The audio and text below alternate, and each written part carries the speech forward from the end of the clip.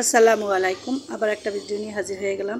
এখানে আমরা সবাই রওনা দিয়ে আমার ছোট ননদদের বাড়িতে গিয়েছিলাম, যেহেতু তার মেয়ের আবার বাচ্চা হয়েছিল, মানে নাতি।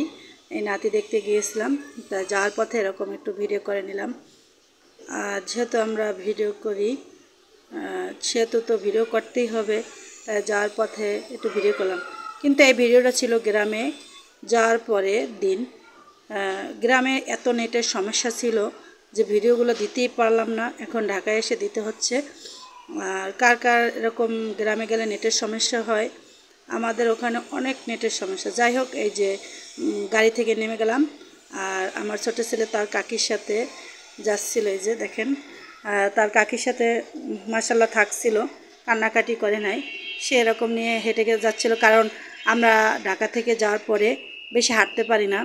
হাঁটতে গেলে মনে হয় কি জানি অনেক হাঁপিয়ে যায়, তাই ওর কাকির সাথে গেছিল। এই যে বাড়িতে এসে পৌঁছে গেলাম। এখানে পৌঁছে গেলাম, আর বাড়িতে ঢুকে এভাবে দেখলাম যে আমার ননদ রান্নায় ব্যস্ত। এখানে রোস্ট রান্না করার জন্য মুরগি, আর একদিকে গরুর মাংসটা বসিয়ে দিচ্ছিল। সেই ফাঁকে আমি আবার একটু ভিডিও করে নিচ্ছিলাম ওদের বাড়ির আশেপাশে। পরিবেশটা খুবই সুন্দর ছিল, সবুজ এবং মাশাআল্লাহ অনেক সুন্দর, মানে দেখে মনে হলো যে ভিডিও করার মতো, তাই একটু ভিডিও করে নিলাম।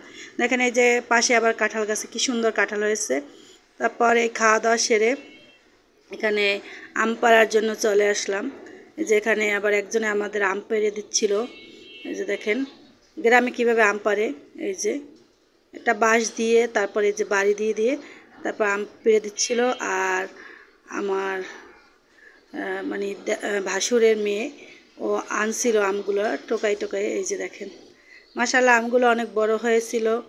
এই যে তারপরে একটু আমার ছেলেকে দু একটা ছবি তুলে দিলাম এভাবে। এই যে দেখেন, তারপর দেখি বারান্দায় আবার এরকম বিসি কলা রাখা ছিল, তা ওখান থেকে আবার একটা ছবি শ্যুট করে নিলাম।